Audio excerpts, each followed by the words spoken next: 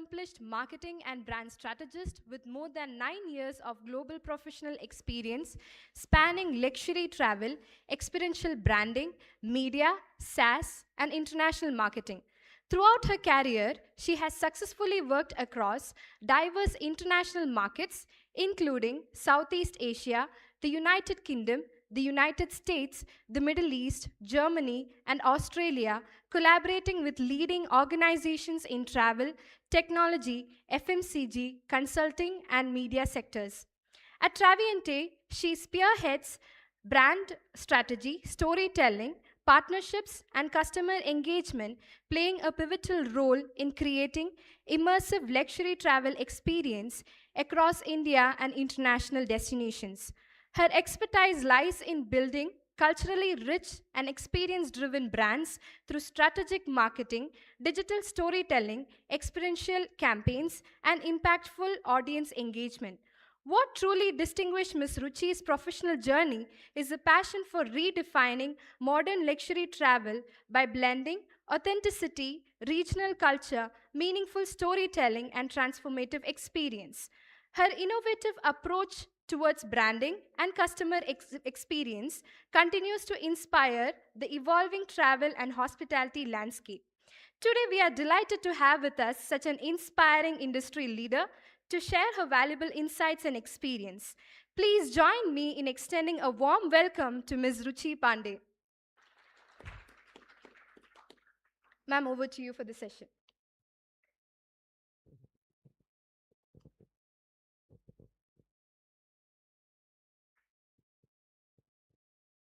Okay, good afternoon, everyone. You had your lunch, everyone? So are you sleepy? No, no, not at all. Okay. How many you have a smartphone? Everyone? So do you know there's a chip which comes from Taiwan, which is inside your iPhone, right? It was made in Taiwan. A very rare material was used, which was procured from Africa in your, again, in your smartphone, right? The design maybe it was done in US, sitting in Seattle office, or in New York, or in Korea, Samsung users, or the software was designed by an Indian sitting out of Bangalore office. Now, if you see, that's the entire supply chain sitting inside your pocket, right? The entire case study which you are looking for, it's inside your pocket. Now, I come from a travel company. For me, say for everyone, it's just a holiday packages. But when you take a step back, what do we see? There are airlines distribution system, right? There are DMCs. Now, DMCs are destination management companies who supply us. Now, you cannot have your people in 192 countries. So you tie up with DMCs. Now, this DMCs manages this destination and we work with them. Then there are visas. You know, a lot of documentation that goes in. Without visas, you cannot enter any country, right? Then there are insurance. You are traveling outside of India, you need insurance for that. You are traveling out, you need a cab. You want a self-drive cab, or you want to take a transportation via, you are traveling in Europe, you may have a Eurorail pass or everything. So there are a lot of things that goes behind when it makes an entire bundle of a, product. If you see, I have written only geopolitics and supply chain. I have removed the risk and I have removed the disruption. I'll tell you when I end my session, I'll tell you why I have done that.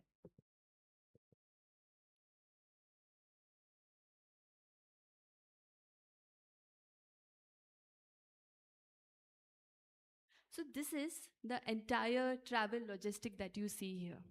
So when it comes to what you or me, we see the end package that stays here. But then there's a lot of thing that is happening behind the scene for you to enjoy that holiday, maybe in Ladakh or in Japan or in Peru, right?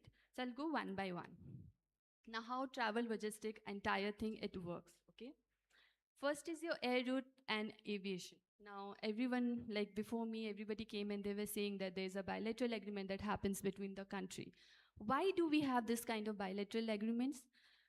It helps us not only open that market just for the economy purposes, but also it opens the airspace. Now, if there is a direct flight, which let's say Georgia is a very good example. Last year, Indigo launched a direct flight from Mumbai to Kakheti, that is in Georgia. How did that happen? Because of the bilateral agreement that India signed at the central level, that they opened a lot of airspace for us, which made easy for Indigo to fly a direct flight to Georgia. That opened a new destination for Indian consumer, right? Second, your second is your visa regime and border control. Now, we cannot enter any country as we want, right? It's just that we go, it happens in Bollywood movie, right? They are crossing under the fence. No, you cannot do that. Do not try to do that, okay? So there are a lot of diplomatic ties that take place at the central level. Right now, do you know how many countries are visa free for Indians? Any guesses? 27 countries. 46 are visa on arrival, and there are 28 e-visas. So what has done in last decade by, I would say the entire diplomat, that thing is that has gone at the central level, it has really helped India to procure this. Now it makes very easy even for a company like us to do a business. Now why it's easy for me, I do not, now I'm taking an application. The first thing is your visas. Without visas, there is no point of doing your airline booking or your hotel booking or anything. You need to have visa to enter that system. Now, how did the entire thing works? Someone somewhere signed a document at a central level with some diplomat that opened the entire opportunity, saying, you know what, like say Thailand, Malaysia, and Mauritius, they all have visa free for India. Like you can go for 30 days, you can come back. You just have to show your passport, they'll stamp it and you can go in. So that really helps. That makes that destination easy for us as a travel agent to sell. It's also very easy for customer to travel because they know there is no hiccup of that visa rejection that happens a lot of time. That not only ruins your entire plan, but also at our level, it hurts our business as well. The third is the supplier network. When I was saying it, none of the company, like even say Make My Trip has a huge force of 6,000 people. They do not have people, at every country in the world. Like there's a 192 countries, so you cannot have your own people across the globe. So how do you work there? There are called DMCs. Now they are destination management companies. What do? They manage this destination for you. There will be multiple DMCs. If you have, I don't know if you've seen ads or anything, when you go out, there's something like a lot of conference that happens in India, Dubai, and conference called OTM, WTM, the World Trade Market, or Arabian Trade Market, or India Trade Market. A meeting of suppliers and the end buyers. Now these suppliers are the DMCs, which will manage the destination for you. Now let's say I have Rahul. He says to me, to coming tomorrow, ma'am, I want to travel to Western Australia.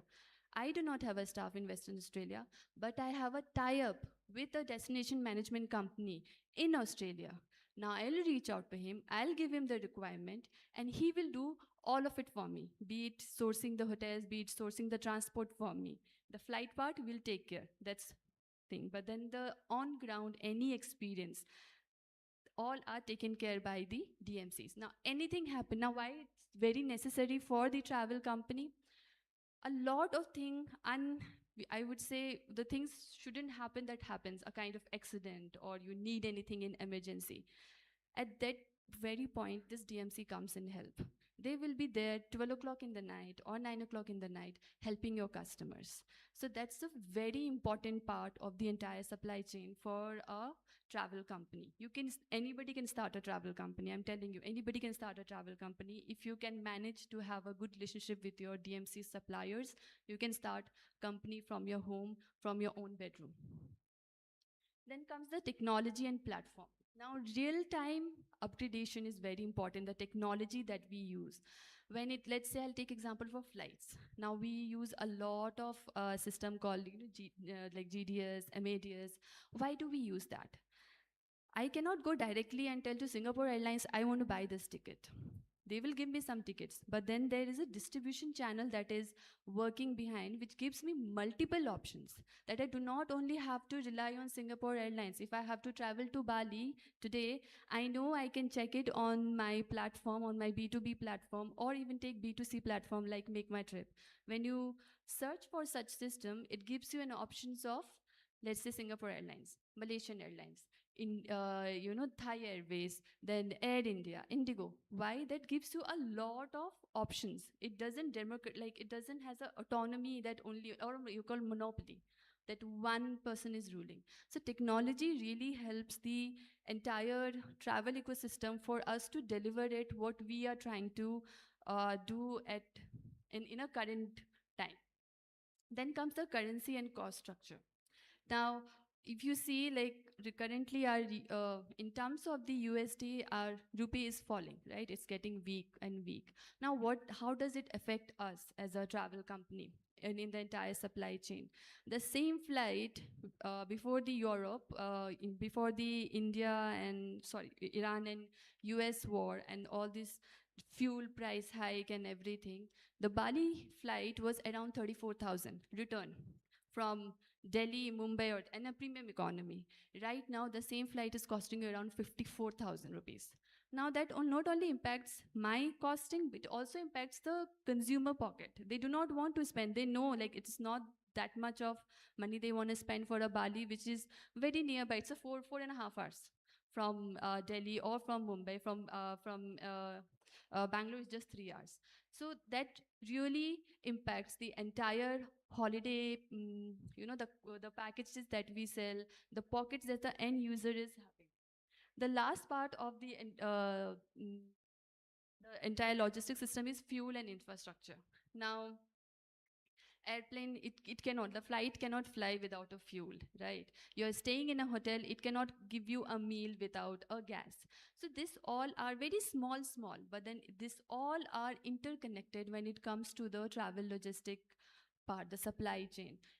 Any of them falls out here, it impacts not only end user, but it impacts us. Before it impacts the end user, it impacts the supplier, and then it impacts the travel company which is involved in this, and then that risk gets passed to the end users. Now, what disruption do we see? As I said, the first is the airspace. Let's take example. After that attack in Jammu and Kashmir, when you wake up in the night and there was an Operation Sindoor. Now, what that had happened? Morning you wake up and all flights were delayed, or the flights were diverted. The flight which was for the Eastern Europe, which was supposed to be around 6 hours, 7 hours, because they were taking a D route without crossing the Islamabad or the Pakistan, like the entire Pakistan, mostly it crosses the Islamabad and then it goes through that. The time was increased, so did the price increased overnight. Now, for the end user,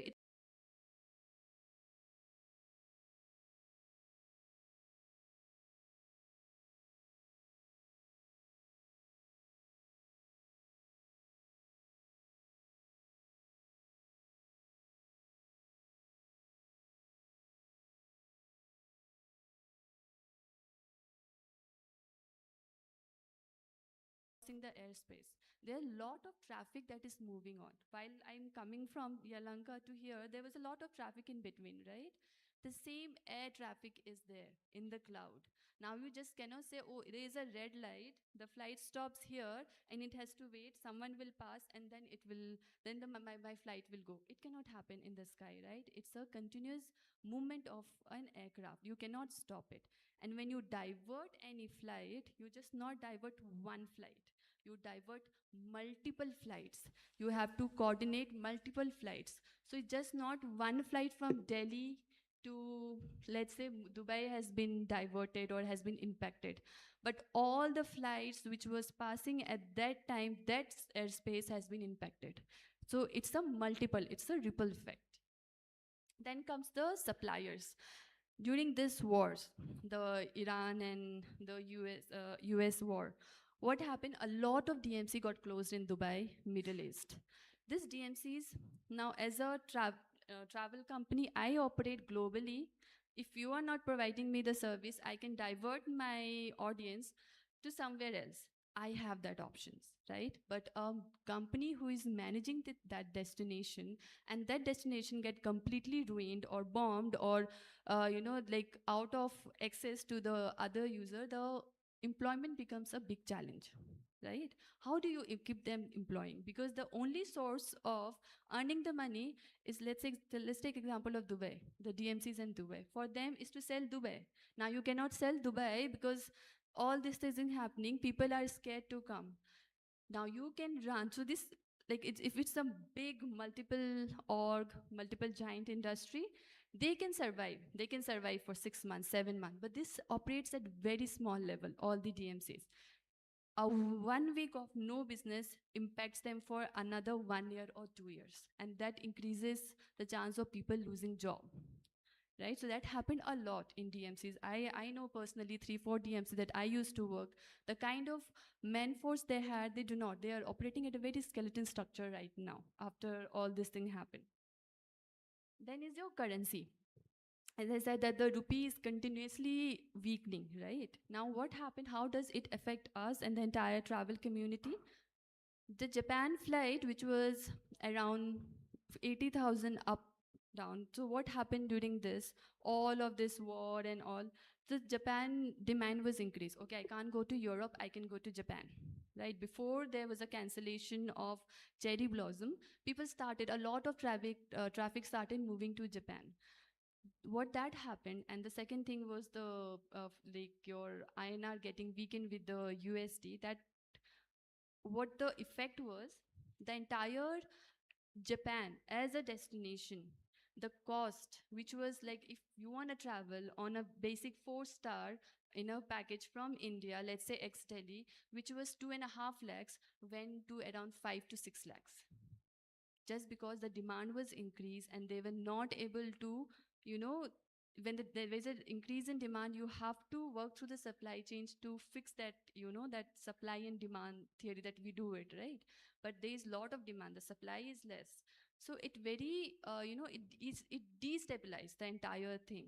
And that what happened with Japan. Now the visa, as I said, we have 27 countries where we could do a visa, like we can go without a visa. We do not have to take visa. You just have to show your passport, like Indonesia, Malaysia is there, Mauritius. But how does this work? If, let's say, there is a fallout in any diplomatic relationship at the central level, the first thing it impacts, it's your entry or your permit to enter that country, right? And when that happen, because people do not book, like, let's say I have to travel next month, I won't start booking now. In our how it happens in our world, people book 3 months, 4 months in advance. When they do that and that everything is there, and suddenly there is a diplomatic issue, your entire holiday is at stake. Suddenly a border has been closed. You are ready to travel tomorrow, but then the border has been closed. So you lose your your air ticket got cancelled, you lose your flight cost, you lose your hotel cost, you lose your visa cost. So there's a lot of disruption that happens. It happens for us as well. Like a lot of for us, there's a lot of customer that is moving to that country. If suddenly it gets closed, it's difficult for us as well to divert it again. There could be a time when can you divert it, but then when the booking has been done, then to divert it, it becomes very difficult. And then the loss is just not for the customer, it loss for us as well, for the suppliers as well. Then comes your tech. You know about C-Trip? No? So C-Trip is a distribution channel of flight inventories that is based out of China. There was a outrage that happened in 2017, including one child labor and all. So like at that time, what happened? C-Trip was closed for a very long period of time, and it mostly caters the entire APAC. The entire APAC system, the distribution system through which we were getting the airline inventory, was completely shattered. The price shoot up. let's say I was selling a package for 1,20,000 per person, that went to 1,60,000, 1,70,000 per person. Now, how do you justify that cost to an end user? Who knows? Like, because today, I think the users have become very educated. They are very well researched. Before they come to you, they have well read about those destinations, about the elements that are being involved in it. So it's not like, early in 2000. So I tell you how early in early 2000, so MMT used to write that invoice. They used to write and they used to give it to like that. And customers won't question because they knew that they didn't have that kind of exposure, right? In early 2000, there was something called Web 1 was there. So you have the information, you read it, done. The Web 2 came in, people have become more aware of it. People are aware. You are consuming content from Instagram, you're consuming from Twitter, TikTok, everywhere. It's a lot of content that is going around. So it's not easy that you say anything to the end user and they will say, oh, yeah, please, no, you do not, you cannot. You have to give them that exact transparent pictures. So that really affected at the time of, if the tech falls out, the entire system really gets jeopardized. The last one is the fuel. As I said, I remember I was traveling to Mysore and a lot of hotels were closed and restaurant was closed, and they put a banner outside, due to LPG shortage, we are not operating. So let's say if my customer is traveling from Mumbai to Bangalore and Mysore and all, they will get impacted, right? If there is a hotel, like there are a lot of five-star hotels, I'm telling you, in India and also in Indonesia. Indonesia was very badly impacted, Indonesia and Vietnam.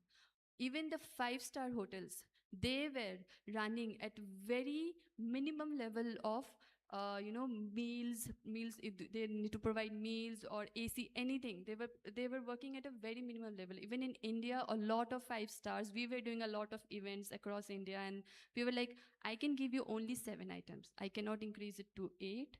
I'm ready to pay, but then we're like, no, we have a shortage of LPG. We cannot do this. So all this happens and it does impact us. It just looks from outside that it's not impacting, but I think it impacts every industry. Now, as I said, when I started this, I said, I have not written the risk or the disruption. How many have you seen the Grand Prix? The racing, yeah? When the flags goes down and you have to take your car and you have to drive down, there will be narrow thing, there will be accidents, there will be somebody, burning on the field, or there will be a lot of cars that there. But then you hold your steering wheel, right? That the only thing you can do to control your car is to hold your steering wheels. So disruption will always be there. It has been there, it will be there, it's gonna be there. How do you manage to come out of it? How do you manage to drive out of it is on you. Like, it's completely on you. The wheels are in your hand, the steering is in your hand. You know where to move your wheels. Like, I think everyone knows how to drive. You know? Perfect. So do you just drive like a car is coming and you just drive and like and go and bang the car? No, right? You take the car slowly. You take, like, even you have to bypass that car. You take the slowly turn left. You put an indicator. You come out of it, right? There will always be a disruption. There always will be a geopolitical issues. But then how you manage to come out of it is very important. As I say, agility isn't an optional, the steering wheel that keeps you in the race. What do you mean by agility? Anybody? Yeah, how quickly you move out of any situation, right? That's very important in any kind of business, just not for the travel. I feel for every kind of industry that you are operating, even it's a boarding industry, you need to be very agile how you move out of that system. Now, what I feel like disruption bring a lot of leveling effect, especially after COVID. My like famous example is the first one, the leveling effect that happened. A five-star property was competing with a very small boutique property in Kerala. because people now, if you see, there is a trend of people moving to very conscious living. They want to bring back what, our ancestor had, like, okay, sit down and eat with your hands, let's eat in the right kind of metal, what kind of metal we are using to cook, is this property, eco-friendly, what kind of, from where they are sourcing this. So that become very, in a trend. It's still in trend right now. ITC, Taj, they are competing with this kind of hotel. Like, we are serving this, we are providing like an HNI customer, high-end customer, we are giving them ITC and Taj, and they come back to us and say, no, buddy, just give me that small property in Canada, like in Kerala, na, they have this mud house. I love to go and see there. So that, parity of, or you can say that the stability was not there in the brand and a small, it has really, that the gap has been gone. Everyone is at a level. There is nothing called like 5-star or this. The people are fighting at the, you have to be very conscious. If like I was a day before, I was in Four Seasons. Monday I was in Sangrila. What I've seen, they have changed the water bottle to plastic water bottle to a glass water bottle. People are not willing to take it. People have become very self-aware about the entire, what do you call, the eco-friendly thing, you can say, very conscious about what they are consuming, how they are consuming, and through what ways they are consuming. They do not want plastic bottles. I do not want it in my, even if in my home I'm using steel bottle, I would appreciate you do not put this in my room. We had such customer. There was a group of US students traveling from Staten Hall University to India. We had their 15 days itineraries. They stayed in Kaziranga. So there they met the Chief Minister of Assam. He was telling all this, how we are doing at the conscious level, we are doing this and that and that. There's one boy who just pointed out, sir, you speak about all this conscious level, but then you are keeping a plastic bottle on your table. So people are noticing, they are noticing everything. So you have to be very conscious about it. The business model pivot. I worked for Make My Trip. I started my career with Make My Trip. What Make My Trip was before 2020 and what Make My Trip is now, it's completely different. After COVID, they ventured into 7 different models to generate the money, because that COVID literally pushed them to innovate. Now I'm telling you, the amount of revenue that they were generating in a year, they are generating that in a 1 and 2 months of time. If you see their annual report, take like last 6-7 years of annual report, you will see the COVID went down this, like it could be like this, COVID dip, and then it went sharp up. They have bypassed all their benchmark from even before COVID era. That's how the business model pivot. Like, you should know how, at what time, how you have to innovate, where you need to innovate, and how quickly you can innovate. And the end part of any travel, any company, I would say, is to find out more source of tap through which you can generate revenue, right? You have people to feed in your system, you have your own company to, expand. So you should quickly adapt to it. Then the product line extension. Do you know, around COVID, a lot of hotels were providing co-working space, even in India. They were providing as a co-working space. They said, fine, people are not traveling, I don't care. Come to my hotel, I'm going to give you all hygiene, which is in terms of the COVID precautions line and everything. You work from my hotel. Like how you do it from Starbucks or Third Wave or any WeWork space, hotels were converted to WeWorking space. The flights where people were not traveling, they removed the seats and it was changed into a cargo. The supply was there, right? The foods were getting transferred. I said, like the COVID injection, which was given by India to a lot of small and the poor countries, was transported through that cargo flights, which were converted from passenger to cargo flights. So the fourth is the digital exploration. Now, what if you see, I think 5 years down the line, you had to stand in the queue, get your boarding part, princess, and then you just go and scan it, and then you're standing in the line. Right now, you have a Digi Yatra. right? You just go to there, you scan it, you're through. You don't have to stand in a line. You go, you show it, you just drop your bag. There's a system, like if you're traveling to any tier 1 metro cities, there's a self check-in. Just drop your bag, go to the top to the security, just scan it, you're through. Then again you are going inside the cab, just scan it. So it has reduced a lot of things, right? A lot of like, it's very important how quickly you do that. Like it gets bit difficult for a multinational company, but for a startup, they can do it. They can do it quickly. But then what we have seen, that both legacy players and also the startup players, they literally compete. And in last 5 years, the kind of innovation that India has seen, which is not seen before, right?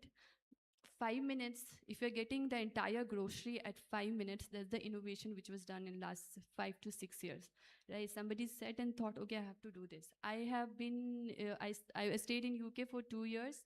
If I have to buy something, I do not have an option there. Even in UK, you do not have an option to just do and you'll get anything in 5 minutes.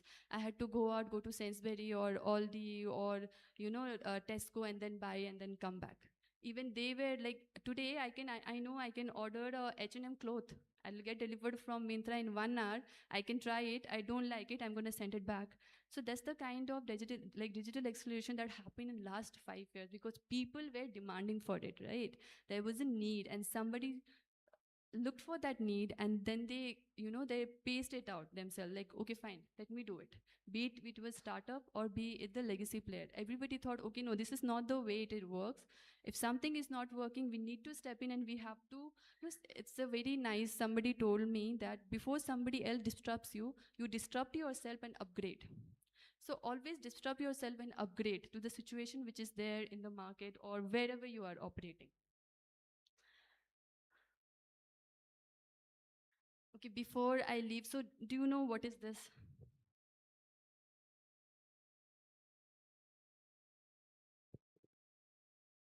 What do you think? Why have kept it here? It's a major event, major geopolitical event that started in 1400 by Ottoman Empire. Now, right now, we are in the age of US, and it's happening, right? Be it was a Japanese war, or be it Industrial Revolution, or World War One, the rise of Hitler, World War Two, failure of League of Nations, or the Cold War, that Baghdad war between them. There was a fall of Lehman Brothers, Great Depression. The first slide, I told you I have not put the risk and the disruption. The reason being, the geopolitical issues were always there. You go back into the history, like go back 300, 400 years. It was always there. But people, the entire human civilization, they never dated themselves back. Instead, they upgraded them. They disturbed the entire geopolitical system. They said, keep fine, it's going, but I'm gonna get up, I will disrupt myself, I'm gonna innovate, I'm gonna adapt, and I'm gonna grow. So that's what happened. Before I close it, there's I like this story. In 1473, Ottoman Empire, they defeated Santipol. When they defeated the Santipol, the entire trade route was like literally, there was no trade routes for almost 1.5 years. But they didn't let the world stop from trading from each other, right? There's a person called Vasco da Gama. He took his ship and he traveled all the back to India to find a black gold. Columbus took his ship and he went to the west of Asia, finding a new routes. It never stopped. People always tend to find, they will find the way to stay into the system. There's a war, there is no supply, like the broken supply chain, but that doesn't impact. If there's a human, what do you call? That motivation should be there to survive, to no matter what the situation gives you in life, you should be able to quickly come out of it. It's just not for the companies, it also for the human being, and that's what we have been doing it from last so many years. And I was talking to the principal sir in the morning, and he was telling me that all the students are here are from the first generation. So initially morning I came, I thought, okay, you can scan, you can see the Traviante Instagram profile. I thought, okay, let me give them two things. This was in the morning before speaking to the principal sir that, okay, fine, you you can refer somebody if they book, and you will get a 5,000 coupon. And I'm giving you Traviante 5,000, so anybody traveling, you can use this code. You can mail me, my email ID is there, the other email ID is also there. You can use this for your next travel, for your family travel. But I really like that story of being the first generation who is coming here, who is taking the education. So this is my commitment here. All the students who are here, all the faculty member, till it exists, till my company exists, anytime you come in, you will always have this offer. It's just not one time. You want to travel 10 times in a year, you can always use the same coupon code. It will never expire. You like, maybe we can increase the amount next year. Yeah. Thank you.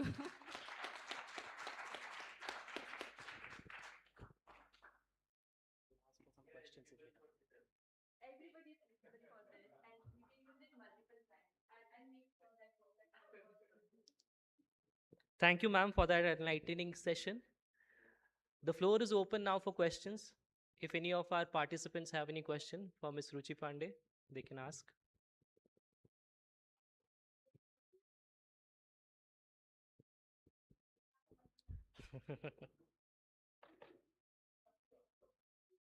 Thank you, ma'am. Our next speaker. Our next speaker is a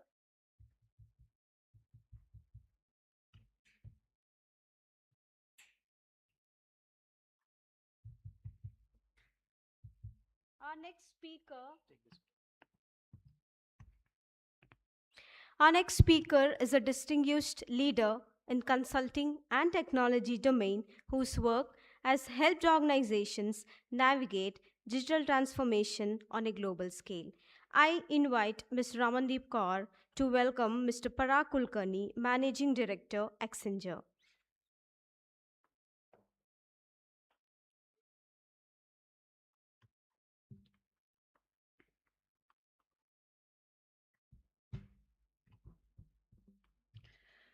Good afternoon, everyone. It is my distinct pleasure to introduce our esteemed guest speaker, Mr. Parag Kulkarni. Mr. Parag Kulkarni is currently the Managing Director at Accenture, where he leads the product and platform innovation cohort, driving strategic transformation, innovation, and business growth on a global scale. Mr. Parag has been at the forefront of digital transformation and enterprise innovation. Prior to Accenture, he successfully led large-scale transformation initiative as Vice President at PepsiCo, helping shape the organizational digital and business modernization journey. His expertise extends across the banking and financial service sector, where he has spearheaded transformative programs for the global institutions, such as Standard Chartered Bank and HSBC, serving in various leadership capacities and delivering impactful technology-driven business solutions. Earlier in his career, he led numerous consulting engagements at IBM, working closely with the organizations to navigate complex business challenges and accelerate their transformation agendas. Beyond his corporate accomplishment, Mr. Parag is a passionate mentor, coach, and thoughtful leader. He serves as a professional mentor and advisory board member across several global forums, contributing his insight to the next generation of the leaders and innovators. A keynote speaker and panelist, he regularly shares his expertise at industry conferences and the leadership forums worldwide. He also serves as honorary lecturer at the global MBA institutions, inspiring future business leaders through academia and industry engagement. His commitment to nurturing talent is truly remarkable.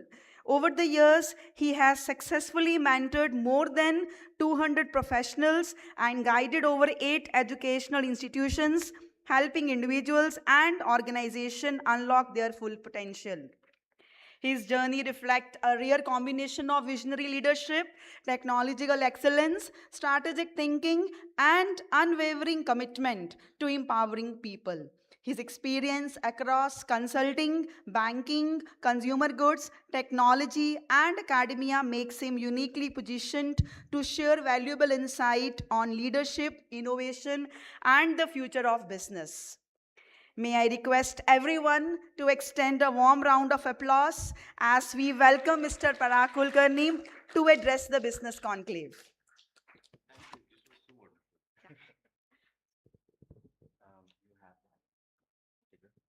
Whi- Hello, all. While I get the ticker, while she was narrating that it was so well drafted, and I think I should bring my son and my mom to these kind of sessions, because no matter what I tell them that I have done this, they're like, ah, that's all right. So I think, but this is interesting. Are you enjoying the sessions? I think we heard some amazing stuff, sir. Thank you, Ruchi, for sharing, and Mr. Pramod sir also gave us like quite a amazing insights, right? As a student, because of course it's been quite long that I have been on this side of the table, right? I always used to wonder what it would be like when I get to meet, when I go into industry and all. We never had these opportunities where industry speakers are coming in and talking to students. Neither did we have LinkedIn nor YouTube or any of those. These kind of forums and platforms that you have is awesome, and you should make maximum utilization of it. Are you? How many of you have your LinkedIn accounts active? How many of you, through that LinkedIn account, connect to speakers, connect to leaders, industry leaders? Perfect. At least we have one, right? And can you, like, instead of just going through the slides, let's have a little bit conversation, right? Because you also had lunch, I also had lunch, right? What's your experience? Can you share a little bit? Just that's all right. But this is something very interesting that we all should follow is just don't keep adding people to your LinkedIn. Try and see how you are going to get maximum out of it, right? So that's something that I wanted to quickly start with. And this one, which one? This one. Okay, so this was the topic which was given to me in terms of try to talk about digital economy, AI, and geopolitics. I think we heard a lot about geopolitics. We heard positive, negative, how it impacts.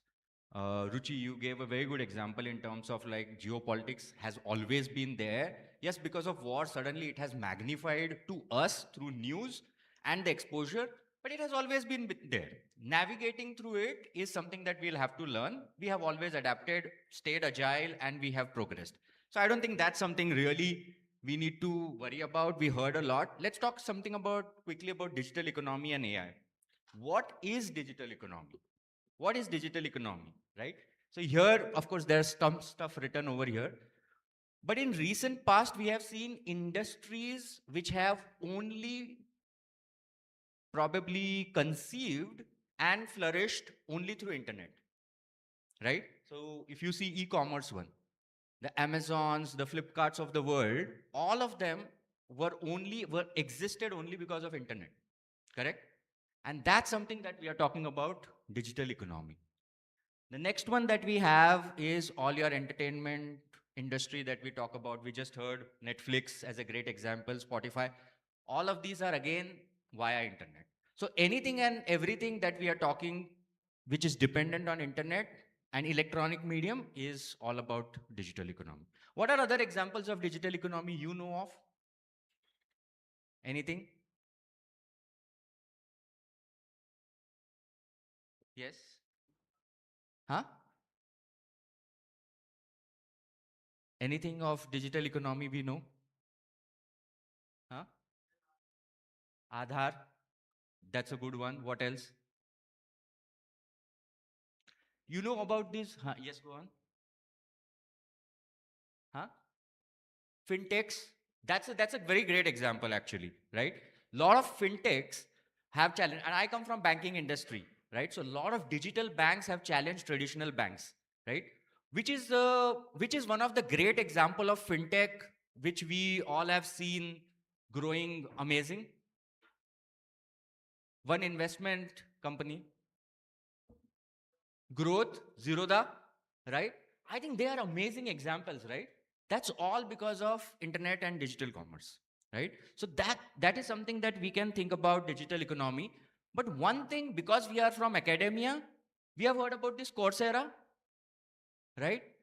These Coursera and all edutech platforms, are they giving courses for free?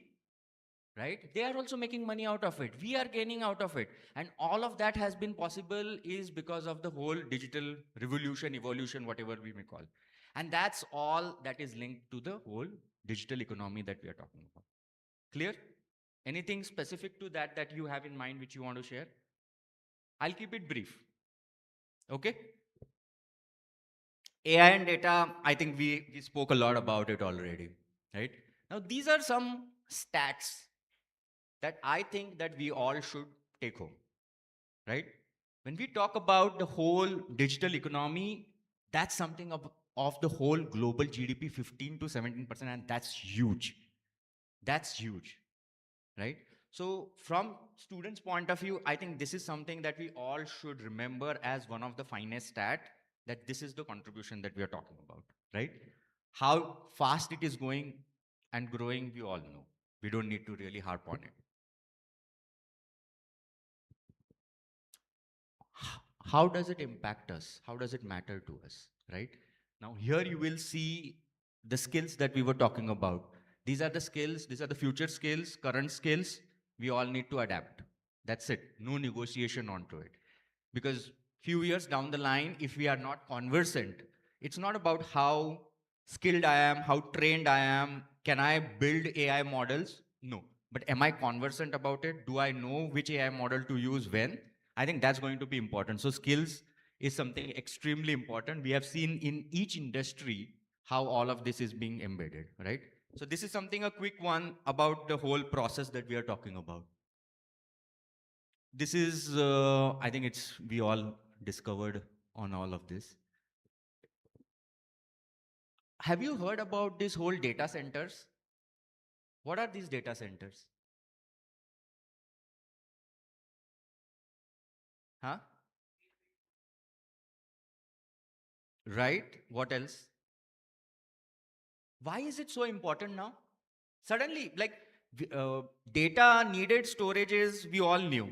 Suddenly, why the data centers have become so popular or extremely in demand? I think Adani is also investing huge in data centers, right? Adani and Reliance have signed a lot of MOUs and secured a lot of big spaces into it. So why has it become so important suddenly?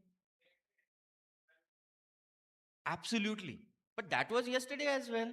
Why today so much? It is used to train artificial intelligence, right? But why so much of data suddenly has come out? Big data needs big storages. No, but that's true. That's true, right? Because the computing capacity that is required. So, and I think, ma'am, you were talking about tokens, right? You use ChatGPT, you use Claude. Suddenly, after 2, 3 usages, it says your free version for is over for next 5, 6 hours. Correct? That is because the tokens given to you, you have burnt it, right? And why they are doing so is just because once you start, you don't stop. And they need to restrict it somehow. Of course, they are making money out of it. But because we are from the industry, we know that if we give you, can we give that infinite supply to you? Yes, we can. But in order to give that, there is a huge cost that is coming, right? The whole computing capability that is required is huge. Do you all know about it? The data center, and I think, ma'am, you asked the question, it's extremely important, and that is the biggest problem that we need to solve today in order to make AI a household game, right? If we are not able to solve that, it's going to hit us really hard, right? So that's where today the cost of AI is very high right now. And that's where you will see more in terms of early days. It was if you are owning power plants, power stations, electricity was something that you were controlling the economy or controlling the having the right governance. But today it's about who are controlling these AI production facilities and all. Uh, this we know. This is the kind of investment that we are talking about when it comes to AI infrastructure. 7 trillion. right?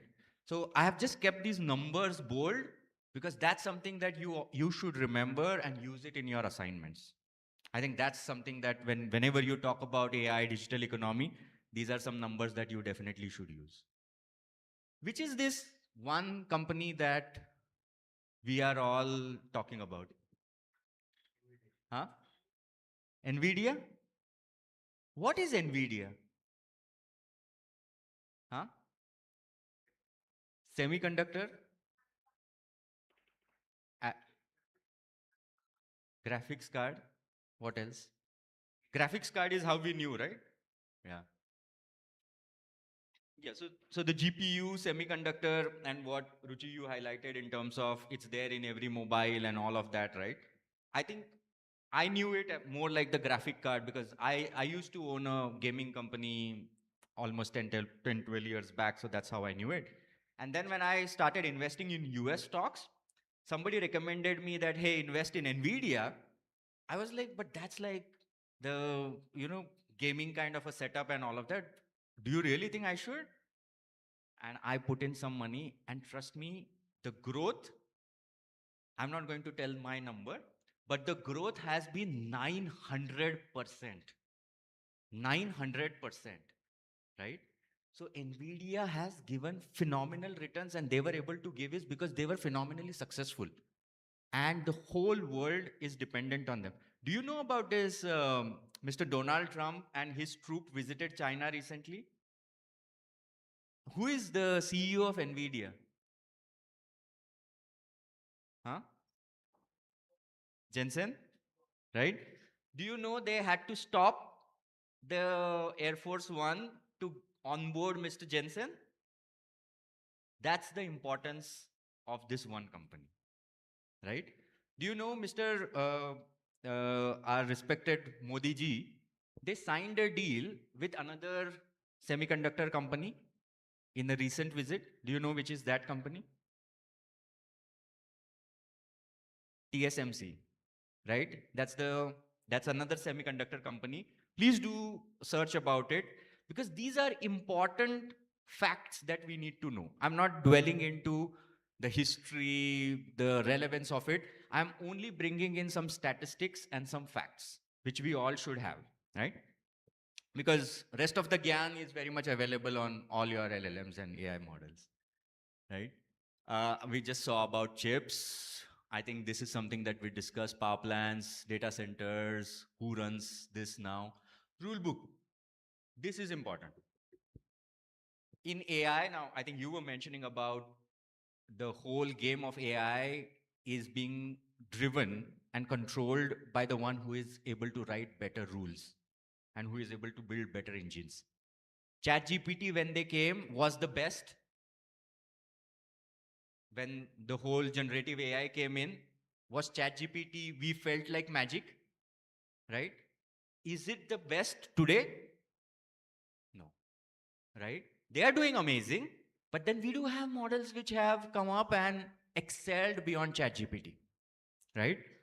And that's exactly about this. Are you seeing those YouTube videos now where the house helps are given cameras on their forehead and how they chop vegetables, how they cook, and everything is getting recorded? Have you seen those videos yet? If not, then you definitely should see, is because this is how they are training a lot of AI models, lot, right? So it's not only about computing, it's not only about decision making, but it's also about tactical events and actions that are being trained, and that needs huge computation capability and the rule engine measurements and how they write the rules, right? So were you aware of the whole game of how they are training AI models? Do you know that that happens, right? Because every AI model has to be trained, but these new LLMs and the new age AI, they are operating on a completely different computing capabilities. This is something that we are talking about. If we have to think about India playing a role in AI, and ma'am, you were asking about India's contribution into AI, this is what it is. These are some hard facts, hard stats that we all need to think about. Okay, I want to pause here and exchange some conversations, answer some questions that you have. Because from Accenture standpoint, if I may talk about, because while I was at Pepsi, I was part of the business who needed AI. And when I am at Accenture, I am the one who is building those AI and the solutions and the products and the platforms, right? So I know from an industry standpoint, what is the demand. I know from the provider standpoint, what all we can create. What questions do you have? Yes, ma'am. Hi. You have it?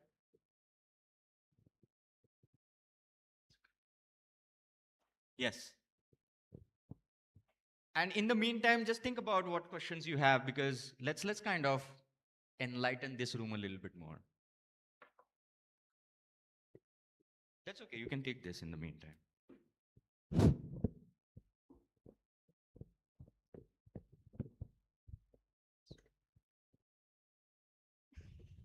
Yes, Naval. So with AI advancing in recent trends, like the company should, a company or organization, what should be prioritized? Is it technological adoption or talent development or governance? Why? Okay. So, see, all is required. But when you ask about what needs to be prioritized, I think talent development. Because today we do have technological advancement, and that's going to keep happening is because now it is auto computing, right? So that will happen by default now, but we don't have enough talent. So today at Accenture, even though you might have heard about layoffs or something like that, most of the organization, but the biggest challenge that we are facing is right talent availability to start working on these AI and everything. We don't have. And that's where I'm working with few universities in order to kind of bring in this into the regular curriculum, right? Both Indian and international universities. So we are working to see how we are going to bring this into academia and syllabus. So talent development is extremely important. Your like organizations or present companies are looking for? What kind of talent? So, like I said, it's not about building AI, but all about AI applications. Like, how can I use AI in healthcare? How can I use AI in travel industry? Right? So Ruchi and I had a conversation, and we figured out how she can build that AI chatbot, a AI conversation model for all her travelers, all her customers. And through that, they would be able to quickly understand what kind of travel packages they need, right? So in order to even get that, that's a talent that we need. How? Understanding AI and then applying it at an industry level. Healthcare mein, education, travel, finance, all of these industries need an understanding of bridging technology and business. That's something that is great opportunity, I believe. Thank you. What else? Go on. Okay. Sir, as organizations invest heavily in AI adoption, Yeah. so what is the common mistake that companies do during the AI adoptions that they forget their own business value? Very interesting question. By the way, that was a good question too, right?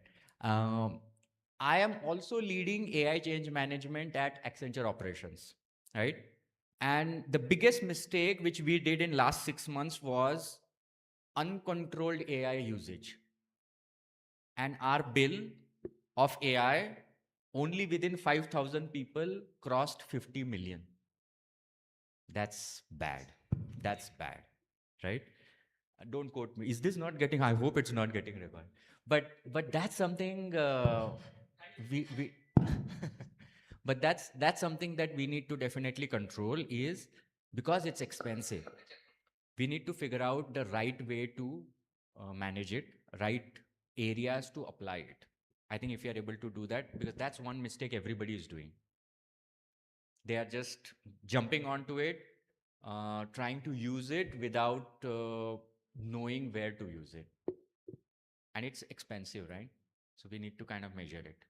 Sir, also that China and US rivalry, in that Nvidia was forced to stop giving that advanced semiconductor chip to China. And for that, in case they had to provide a separate production unit to give to China, a less advanced. Do you think that it was a cost efficiency for a cost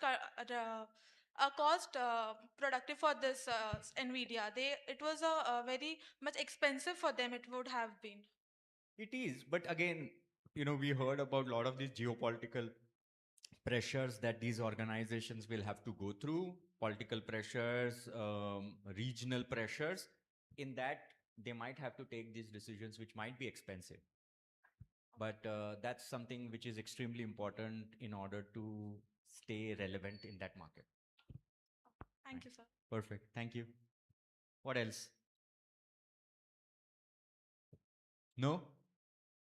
I want to kind of not conclude or close. We can always keep chatting. But I want to add this thought. And I was just trying to connect the dots. This is something which my grandmom always used to tell me. Do you understand Hindi a little bit? Okay. So she always used to tell me the 3 words, right? Niyat, Sangat, and Mehnat, right? And I was just trying to correlate it with the technology, AI, and all of it, right? What do you mean by Niyat? Niyat, intention, right? Intent, right? So Niyat, that means intent. We need to have right intent to use technology, AI, or whatever we have been discussing today. So the intent has to be clear. We should know the intent and have the right intent because, ma'am, to your point, if we have a wrong intent, then that's going to turn back to us. Like sir, you said, two double-edged sword, that's going to come back at us. So niyat, that is intent, has to be very clear and positive. What was the second one which I said? Sangat. What do you mean by Sangat? The company, right? Company means who are around us, what are we dabbling into. So always, and that's where the first point of which I mentioned, network. Try and talk to right-minded people. Try and talk to people who have moved into that space. Try and build your sangat, try and build your company, try and build your network, which will help you in your growth. And which was the third one? Do I need to talk about mehnat? Right? It doesn't matter like what kind of computing capabilities come in, but if you are not able to understand how am I going to apply it, if I don't put in that level of effort into it, even if you have 100 things at your hand, it will be like that Midas touch. Do you know the Midas touch story? Right? The Midas King Midas used to touch anything and it used to turn into gold. And the king touched his son or daughter, and she turned into gold as well. So if you might have everything at your hand, but if you don't know how to use it, you can turn it into a curse, right? So of course you have to do mehnat. And if we follow all that, what was it? First one, niyat, sangat, mehnat. And if you follow niyat, sangat, mehnat, if we have the right equation and combination, kismat will always be with you, right? What is kismat? Right? So this is, if we kind of have this, she taught me like when I was a kid, but when I tried to apply it into this entire equation, I think it fits well. What do you think? Are we game? Cool. How was your day? You liked it? Perfect. Thank you so much. Thank you, team over here, for inviting all of us. I think it has been wonderful, enlightening for all of us as well. And thanks once again.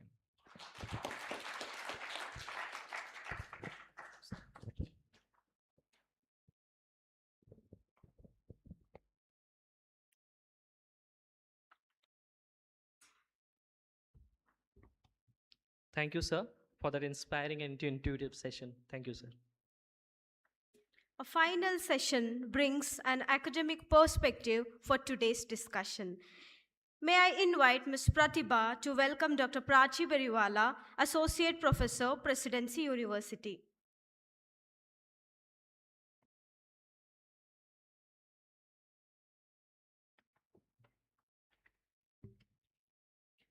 Good afternoon, everyone. It is my pleasure to introduce our esteemed guest speaker, Dr. Pirachi Benimala. Dr. Pirachi Benimala is currently serving as an associate professor at Presidency University, Bengaluru, and brings with her over 21 years of teaching experience and 3 years of industry experience. She holds a PhD in finance from Bhartiyar University, along with qualifications in marketing, HR, commerce, Hindi, and counseling skills.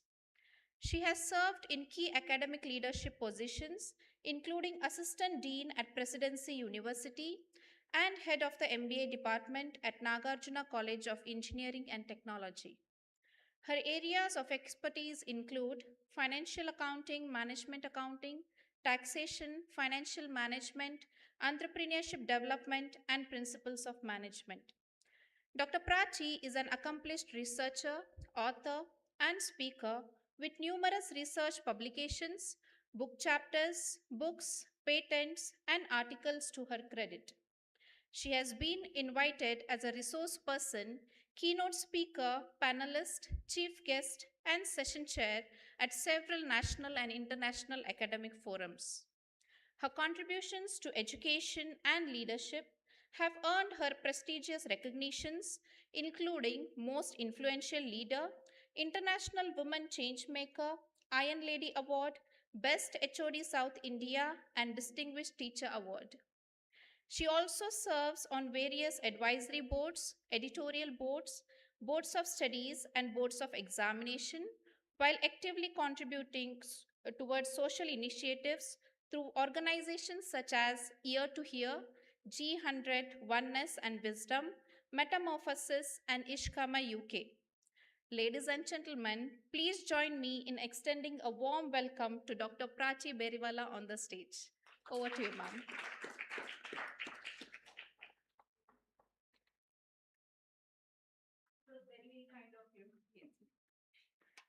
Okay. Happy evening. I feel too tall. Happy evening, everyone. I think you remember morning session. Happy evening, everyone. See, if you don't respond, they will not serve you high tea. Right? So I would like to start, I'm a teacher, right? And I would like to start my session, a talk, with a story. So what happened, I think the last month thing in one of my classes, simply I had 5 minutes to kill, the topic was over. So I just asked students, what do you think is the biggest challenge for the businesses today? Somebody said AI, somebody said geopolitical tensions, and the answers kept on coming. And I just asked one boy who looked very disinterested, sitting on the last bench. I said, Bacha, you answer. He said, ma'am, the battery when it goes low in my phone. And actually he was correct. If you see what he said, what everybody said was common. What he said, the answer might look different. Definitely everybody, including me in the class, had a big time laugh. But later when I was, climbing through my office, I realized what he actually said is correct. Everybody has their own point of view. And today, I think in the panel discussion or throughout the day, we had those point of views from the eminent industry speakers who came from the diverse background. So can we have a round of applause for all of them?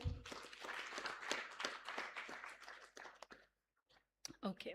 Now, please forgive me for bringing chits as a teacher, but I had to copy from everybody's talk, whatever they were, quoting, so I had prepared too many chits today. So forgive me for that, right? So throughout the day, today's session, a distinguished speaker highlighted how global power structures are evolving, how geopolitical tensions are reshaping business decision, and how AI is redefining competitiveness. And I think we had a lot to take away, right? I'll just quote another, see, as a teacher, no, I can't read, whatever is mentioned. Mind keeps telling something else. Now, I'll ask you one thing. If you are going to a new destination, right, you are dependent on your Google map.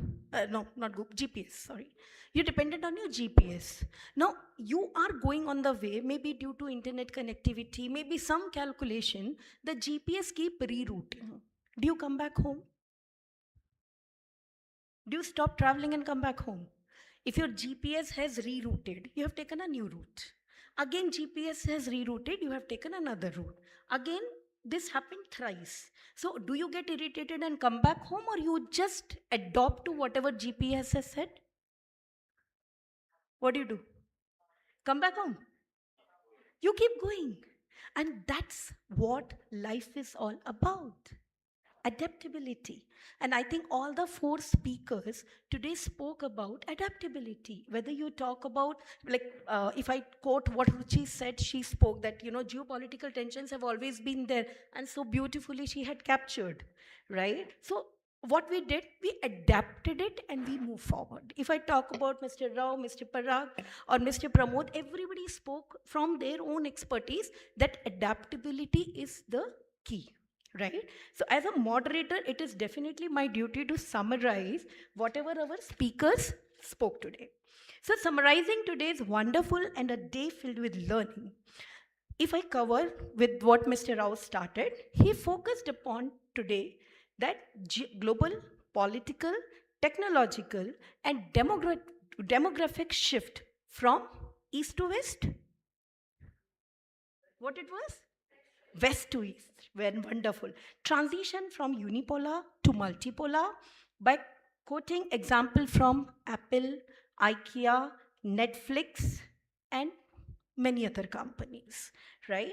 Then we heard Mr. Pramod's expertise talk on export positive, global tension, energy import, and he also spoke about few Japanese techniques which they have adopted in their company, innovations in Toyota, shift on the floor space, which I really like how they have converted it gender specific, and reduction in production cost.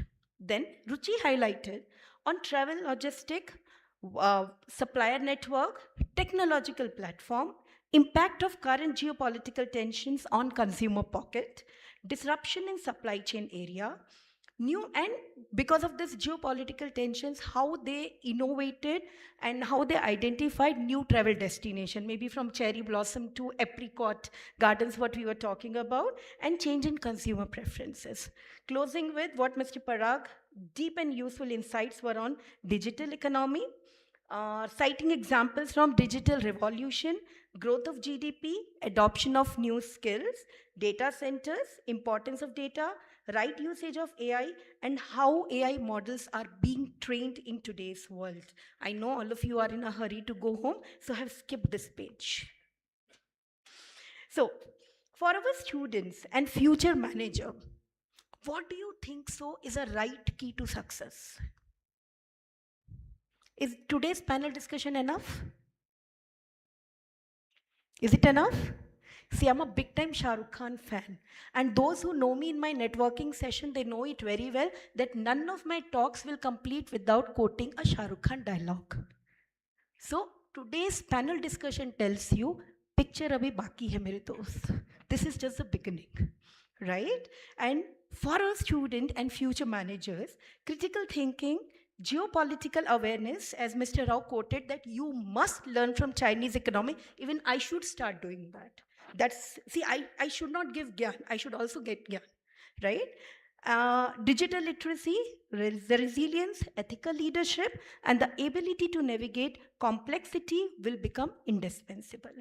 As we conclude, let us remember that every global challenge also presents an opportunity. The shift occurring around us are not merely disruptions to be managed, they are opportunities to innovate. Remember, we are who we are? Jugadus. Collaborate and create a more sustainable and inclusive future. Now with this, I should thank all the dear students sitting over there patiently since morning. Hats off to you. Those who are from SFS, those who have come from other industries, and those who have come from business background. I heard one person asking a question, right? God bless you all. And just one last, I will continue what Mr. Parag ended with. See, I always give this advice: have a neat future. Now, this is not that NEET exam paper which got leaked. No. This is NEAT. And keep, like progressing with this NEET. So when I say NEET, N stands for network. Today, what I am, I'm being very honest on this platform, is because of my network, right? Second is E, education. Be thankful to your parents, how you people are first generation MBA.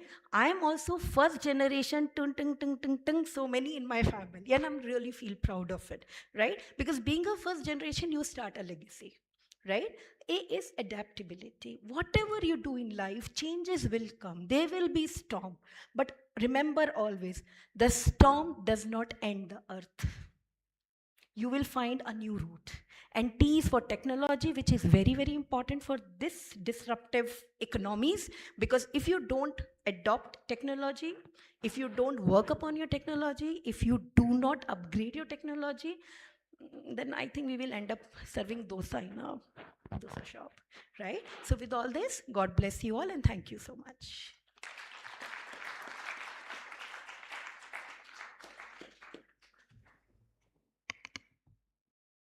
Thank you, ma'am, for enriching our understandings through your scholarly insights and perspectives. Feedback from participants is invaluable as it helps us understand the impact of today's conclave and inspires us to continue creating meaningful learning experiences. We now invite participants who would like to share their feedbacks or reflections on today's conclave to kindly come forward and share their valuable thoughts.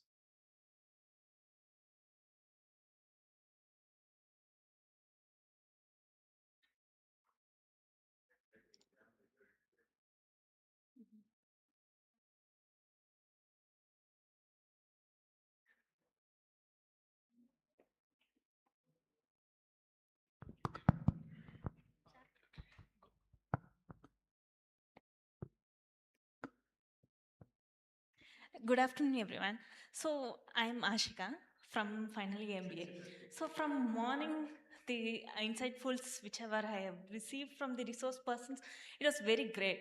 And like it was each and everything, not only from the single resource person, it was from each and every resource person. I have learned many things, like from the topics from geopolitics, global issues, and even regarding the travel, the startup companies, even which was very interesting.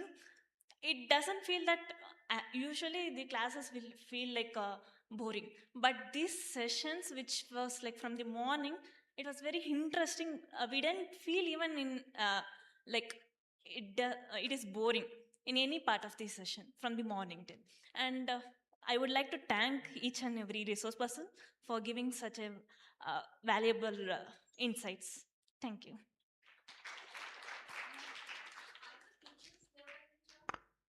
Sorry, ma'am. Yes, ma'am.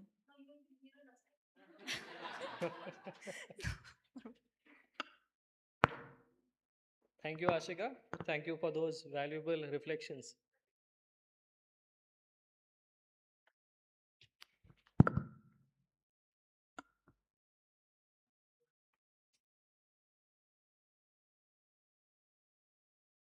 Good evening, everyone. I am really fortunate that I am here. I am from Tumkur. Really worth it that I am here. The cost of coming here, the time I wasted, everything is paid off. Thank you so much. It was really amazing. Thank you so much.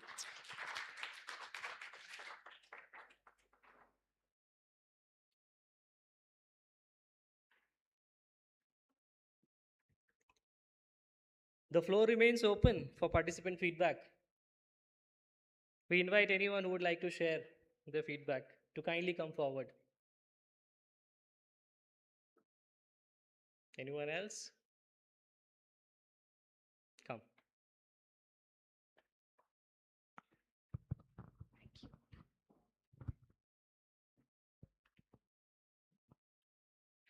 Good evening, everyone. My name is Vaishnavi. I'm from NSB World Business School. Before coming here, I was thinking it was routine, basic session was be there. But after session start, I'm very grateful I be here and very impactful and insightful session was it. And hospitality and everything was great. Thank you so much. Thank you.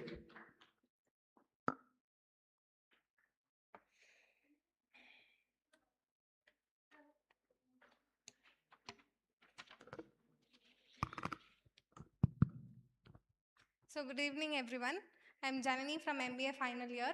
So today, actually, I've attended many guest lectures like this, but this was really amazing. I was exploring like different sectors of people. At the first time on the all the four on the stage, this is the first time I'm seeing such a new experience here. And as being a part of SFS and giving us such an opportunity is very grateful. Thank you for SFS. Thank you for everybody.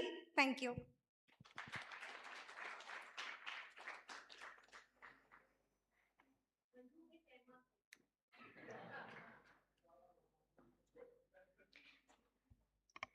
Your feedback is deeply appreciated and serves as a source of encouragement for all those involved in organizing this event. As we come to the close of this memorable conclave, it is time to acknowledge the many individuals whose efforts and support made today's event possible. I now invite Mr. Ashwin to deliver the oath of thanks.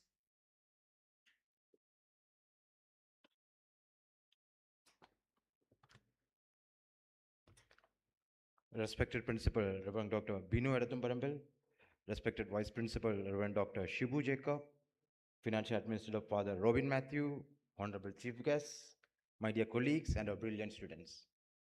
As we draw this incredible event to a close, it is my absolute privilege to propose a formal vote of thanks for the Business Conclave 2026.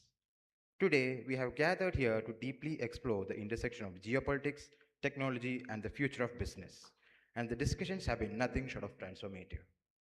On behalf of the institution, I extend my most sincere gratitude to our distinguished resource persons who shared their invaluable expertise with us today.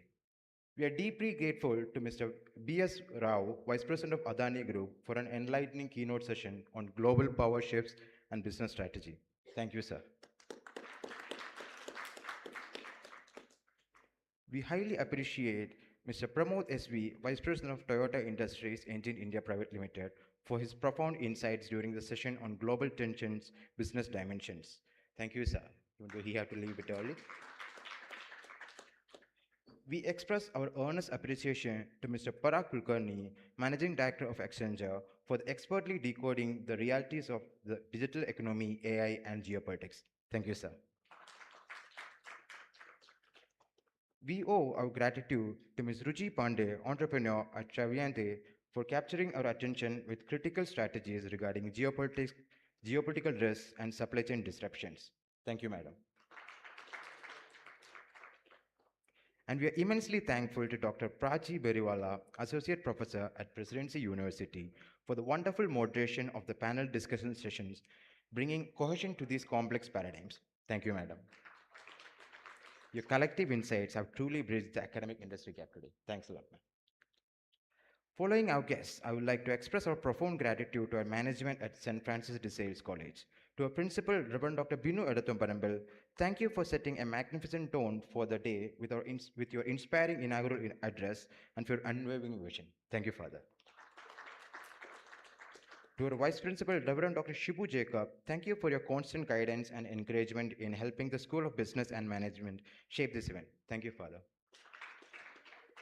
To our Financial Administrator, Father Robin Matthew, thank you for your steadfast support and logistical leadership that made this dynamic academic industry interface possible. Thank you, Father. An event of this magnitude does not happen overnight.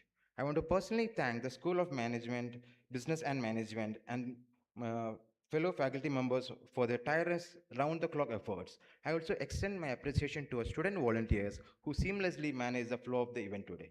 Thank you.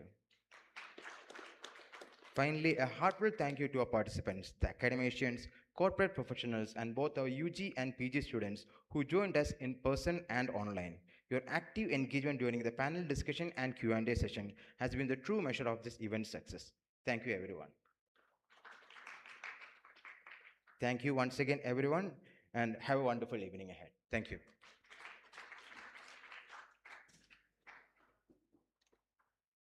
Thank you, Mr. Ashwin, for that gracious word of thanks. May I now request our distinguished speakers, dignitaries, members of the management, and faculty coordinators to kindly join us on the stage for the photograph.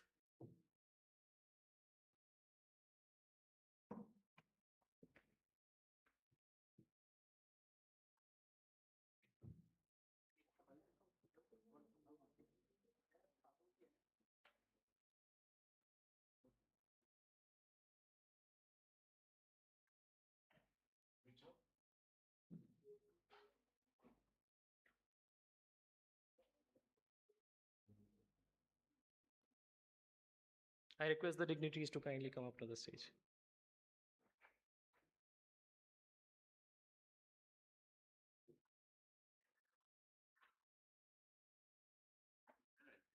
Yes, sir.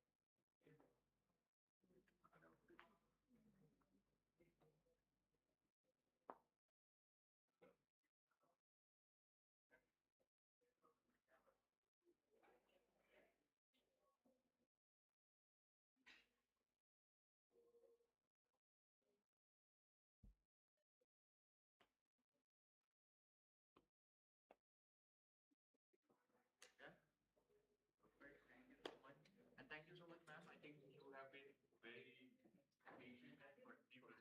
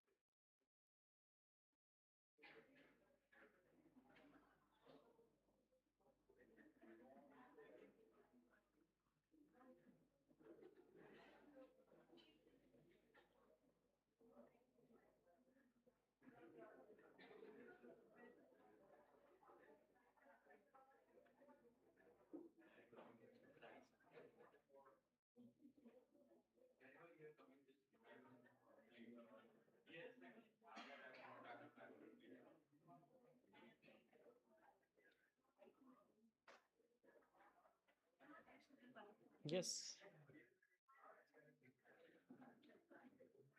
Go ahead, ma'am. It's okay. You say it loudly. Yes.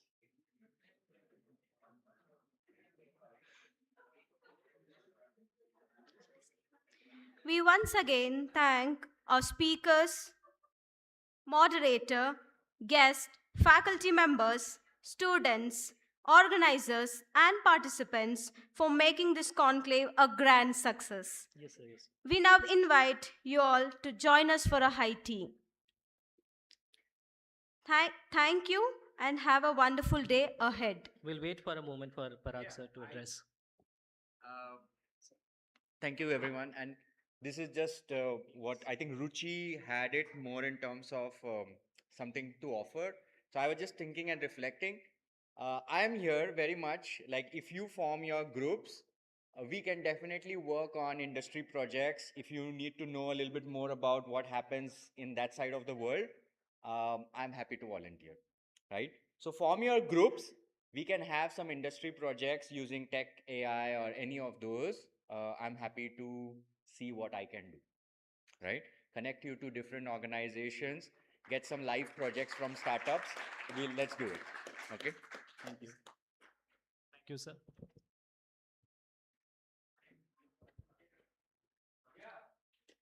Kindly join us for the high tea.